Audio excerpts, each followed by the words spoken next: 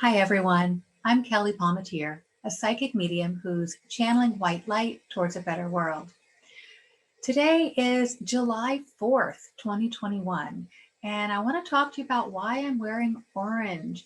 Normally we would wear red, white, and blue on the 4th of July, but it's kind of interesting, and I hope you'll find it interesting too. Um, this is a little news and commentary segment that I'm doing today. I expect it to be just a few minutes. It's not the whole channeling white light show. It's actually been a few months since I've been able to do some video work. I've had some other priorities that have gotten in the way first, but I felt like this was important. I just want to put this out. I'll get to other videos again soon. But basically, I want to tell a little story. Yesterday, I was doing some readings for people, some clients in my office in West Asheville, and ended up channeling a spirit guide called Eagle Spirit. And it was kind of a surprise because it wasn't even a mediumship reading, it was a regular psychic reading. And this Eagle Spirit just popped in.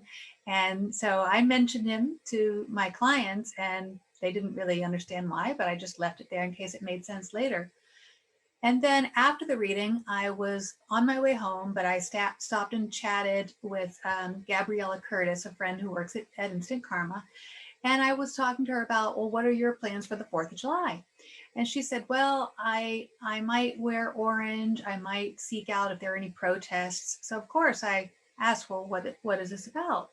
Because, I'm always about trying to make things better. And if there's a need for a protest, well, I need to know about that. So she ended up telling me about some news stories. And I'm not sure why I hadn't seen the headlines before, because I try to stay up on the news, but she said it was just now starting to reach mainstream news. But basically, she told me about how in Canada, there are these residential schools, and actually the residential schools are for both Canada and the US, where the our Native Americans or the Indigenous people of Canada, they were forced in the 19th and 20th century, they were forced to go to these remote boarding schools. And the purpose was to give them Anglo-Saxon kind of education, basically stripping out their culture. And there were known abuses that happened in these places: physical abuse, mental abuse, sexual abuse. Well, there had been suspected for a while that there were extraneous deaths, a lot of deaths that were happening there, children not returning home to their parents. And the parents weren't allowed to visit the schools either. But it wasn't actually confirmed until just a little over a month ago, in late May, in Canada, near one of the Indigenous, one of the residential schools.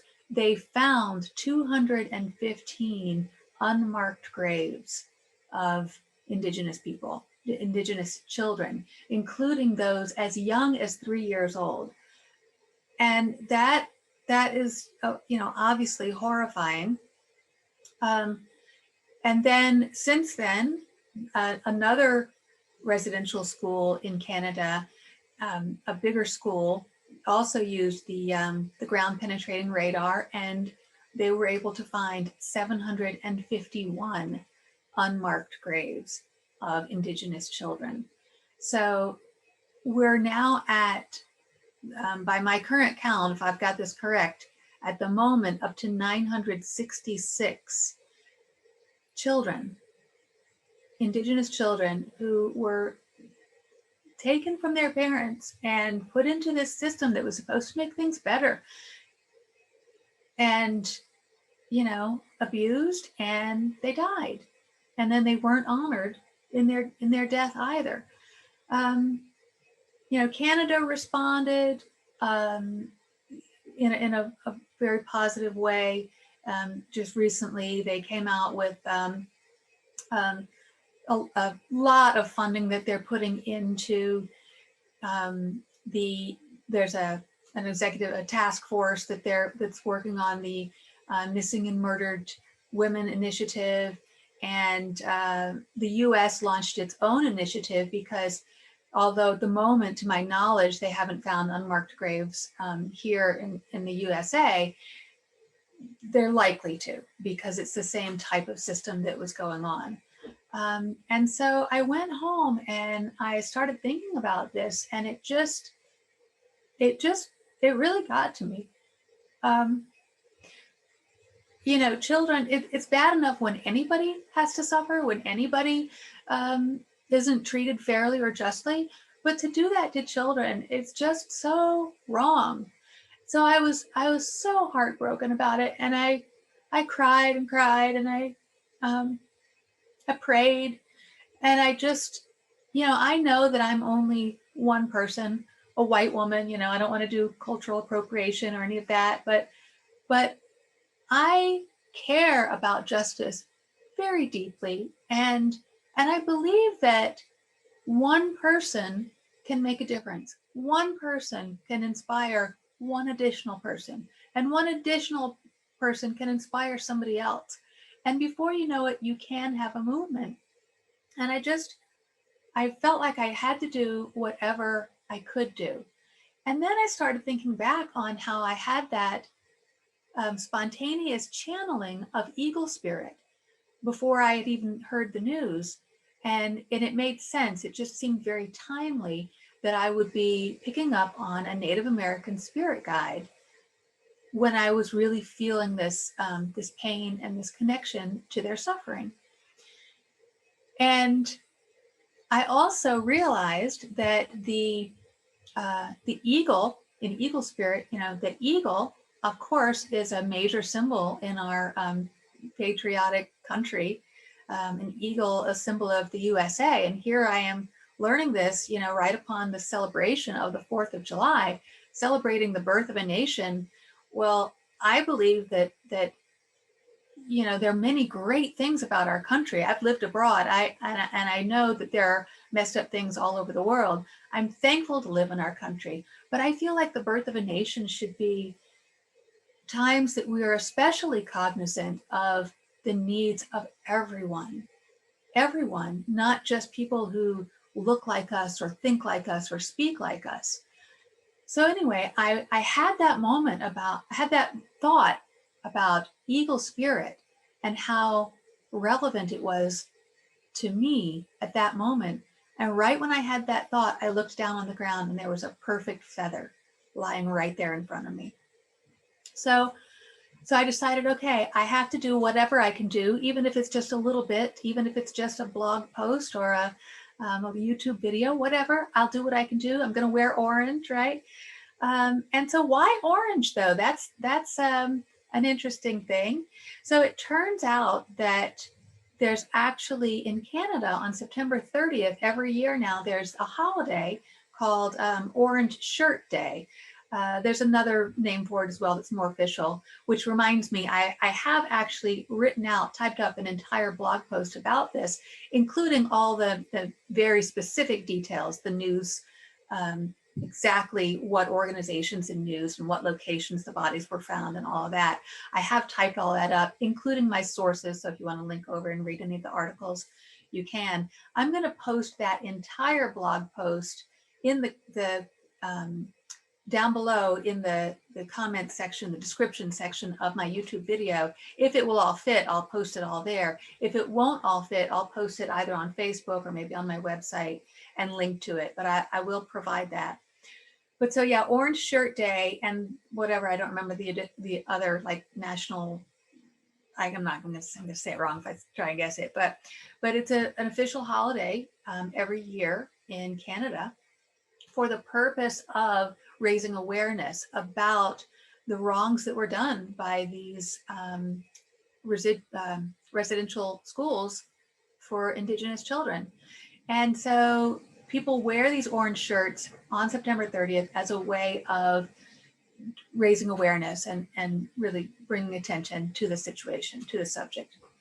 Well, since it was just about a month ago that the first 215 bodies were found, some people in Canada were saying that they should wear orange on Canada Day, July 1st, because, you know, in order to be in solidarity with the Indigenous people.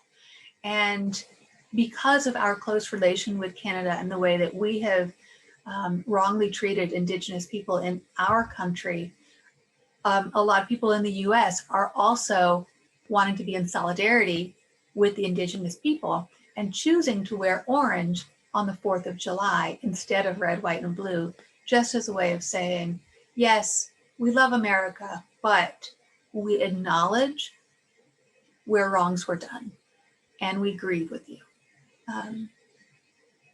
And so orange, because the color orange, one of the children who went to one of the residential schools in Canada, her name is Phyllis Webstad, and she went to one of these schools, the Mission, I think it was called, in 1973.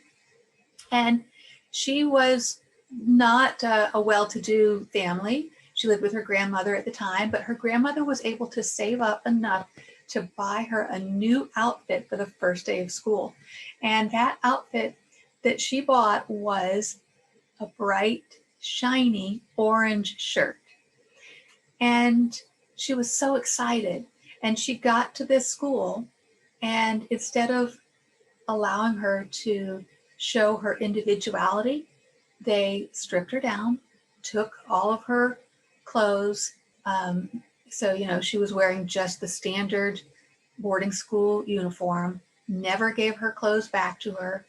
And, you know, she thought that was just a symbol of how they didn't care. She actually said that all the children were crying and nobody cared. So for her, the orange shirt became a symbol of everything that was wrong about that cleansing of a culture. And so that became the symbol for the orange shirt day. So today, July 4th, I am wearing orange in solidarity with Native Americans, in solidarity with Indigenous people who were wronged, who had a lot of their culture stolen. And so that's one thing that I'm doing. I'm just wearing orange. I wrote up my blog post to help spread awareness. I'm doing this video to help spread awareness. Also, I have decided that on July 28th, from 7 to 8 p.m., I'm going to do an online fundraiser where I'm going to raise funds. I'm going to do a group channeling session. And I'm going to raise funds for Native Women's Wilderness Work, the nonprofit organization called Native Women's Wilderness, for their work on murdered and missing Indigenous women, because it's all related. So I will post more details about that fundraiser on my website, channelingwhitelight.com. Whenever I get all those details, I'll publish that both on my website and on my social media channels. I hope to see you there. And so that's just me. I'm just one person, heartbroken, doing the little bit that I can do to try and just plant a seed. I feel like we as a society can grieve together for the hardships, the wrongs, the wrongdoings that we've seen. We can grieve together about that. And as one person trying to share compassion with another, I'm hoping that maybe this can spark a movement. Other people can see this. They can do just one little thing, whether it's wearing orange themselves, whether it's sharing this post, whether it is doing some random act of kindness for somebody. I feel that we can pull together in our grief over terrible injustice, egregious injustice, and make it into a movement that's about compassion for others. I hope that this has been helpful to you. Thank you for watching. See you next time.